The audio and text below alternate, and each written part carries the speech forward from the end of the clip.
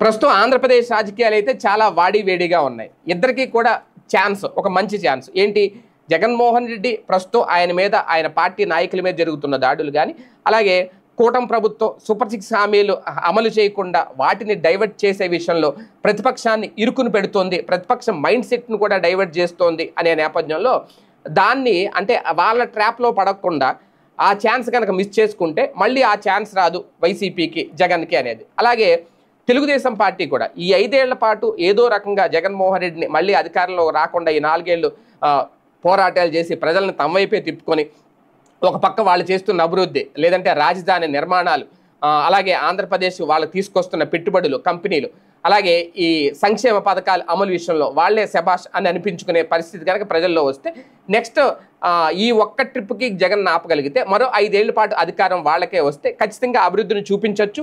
అలాగే సంక్షేమాన్ని కూడా అభివృద్ధితో పాటు సమపాలంగా మేము చేశాము అని చెప్పుకునే అవకాశం ఉంటుంది.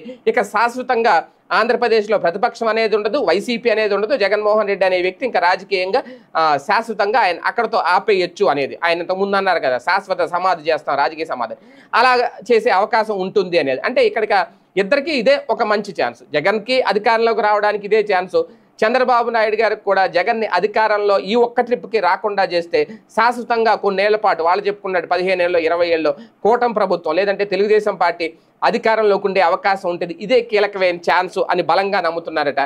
మరి ఎవరు ఛాన్స్ మిస్ చేసుకుంటారు, ఎవరు ఛాన్స్ ఉపయోగించుకుంటారు అనేది వేచి చూడాల్సిన అంశం.